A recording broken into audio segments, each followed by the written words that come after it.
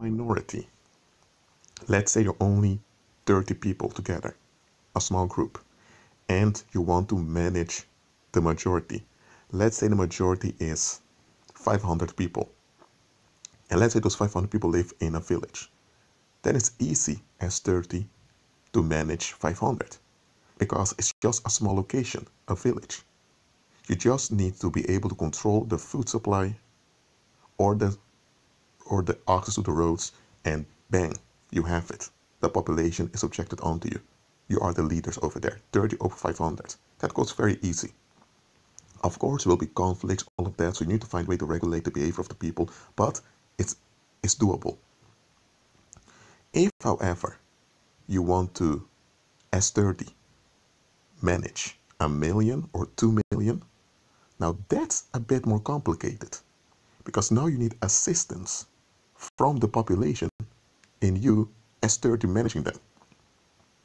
But if you would go and appear to one of those random individuals, let's say the population is 2 million, you don't know each of those 2 million individuals. You never will as 30 people. So to just go out there and say that you want to manage them, they would ask, who are you? Why do you want to manage us? What's your interest? And why would you want to manage 2 million people? What's wrong with you? It's not going to work. So as a minority, let's say 30, you want to manage 2 million, you need to convince the majority that they need to comply with some external authority.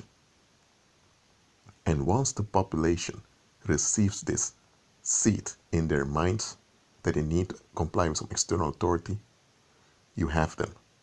The only thing you have to do then is to provide some external authority through symbolism, and people will adhere to it. They by themselves will comply with you, and they will keep each other in check to comply. That's how the minority rules the majority. That's how it goes in the world. On the background of this video, you see the wallpaper of my mobile phone, which is a map of the Spanish Empire around 1800. The Spanish Empire, including mainland Spain, which went all, and also the Philippines, biggest part of North America, including parts of present-day Alaska, and South America, excluding Brazil. The Spanish Empire had around 24 million people, and they were governed from Madrid. Now, you didn't have instant communication back then, like mobile phones or the internet. So, how did those men in Madrid, Spain, manage to control the economy of 24 million people spread over such a big landmass? It didn't happen by once. They throughout in the 16th century they built up the Spanish structure. I know all of that, but what it comes down to is the following. Human beings want security. And that's a natural need. There's nothing wrong with that. But if you want, as a minority, wants to control the many, so because you want to benefit from controlling them, you want to use their energy to build your palace. If that's what you want, you can do it. You convince them that they need to comply with some external authority because this corresponds with their natural need for security. You just need a few people to cooperate with you, to cause people to be afraid. And once people are afraid, they automatically are longing for security. And then you have other people working for you who provide a so-called security, and people are drawn to it. And that's how you keep the people together. You enforce a common language so that everyone can understand one another. You enforce a symbol. At the end of the 18th century, the Spanish king came with a flag, a very remarkable flag, a red and yellow red flag. And, well, you do that. Once you have the symbolism and you have the common language, well, you have the people. They'll comply. Now you will have a system in which you, the minority, whether you're just 30 or 100, you benefit. the energies of the people will build your palace. That's how the empires of this world operate. And those that run the empires of this world are pagans. They know how the human mind operates. They know how to bring process in this data. They know how human sexuality operates.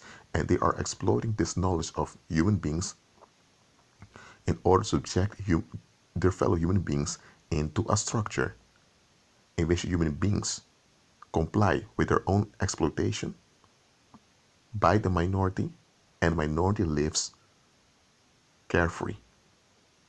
They live in their palaces, they have their own transportation, they don't have any lack of finances because they're the ones designing the currency and printing or the currency or making the money.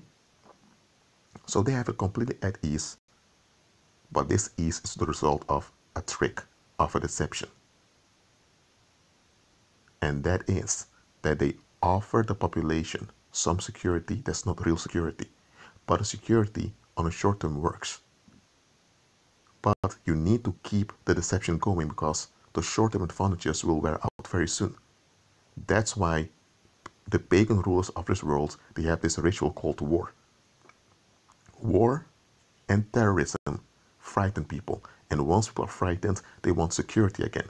And that's how they keep people trapped in this cycle of false security.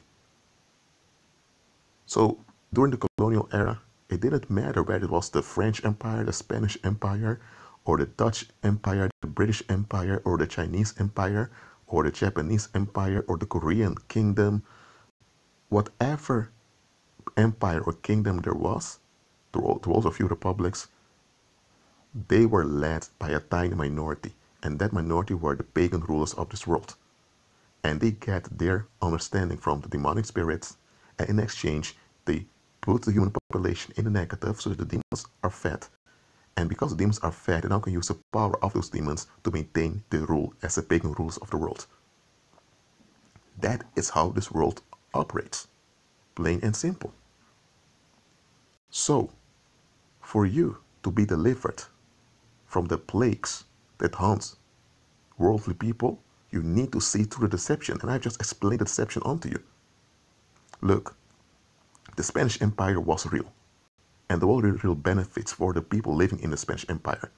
So there were good things happening, don't get me wrong. But what the bigger picture is, the Spanish Empire was a structure used by pagans to trap people. Just like all the empires that have been in human history. And here's the thing, those pagan rulers know one another. So those that ran the French Empire were the same group that ran the Spanish Empire. I mean, look at history. It was a Bourbon dynasty that ran both France and Spain. So it was one family of pagans that ran both France and Spain. And those families were also related to the other ones in Europe, and some were kin far off from those in Asia and in Africa also. So when you look at it, it's just one club of pagans throughout the generations of the same families down through the ages that rule this world. You get what I'm saying here? And they know how human beings operate.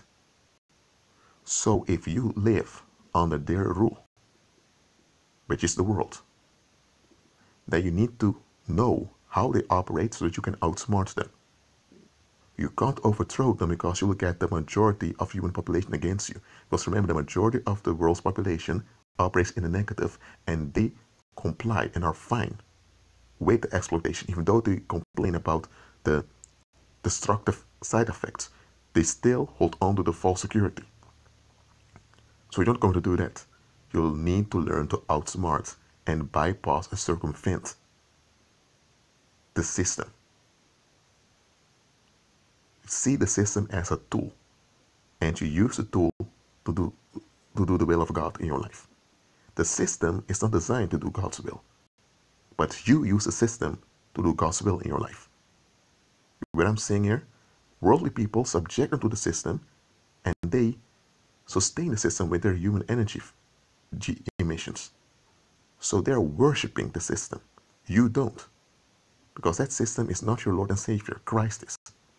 You have to, in daily life, You encounter the system, so you acknowledge it, you're practical, and you use the system as a tool. You don't use other people, you use the system as a tool. You get what I'm saying? That's how you bypass it. That's what Christ did, that's what the apostles did, that's what the first Christians did, that's what the saints did throughout the ages.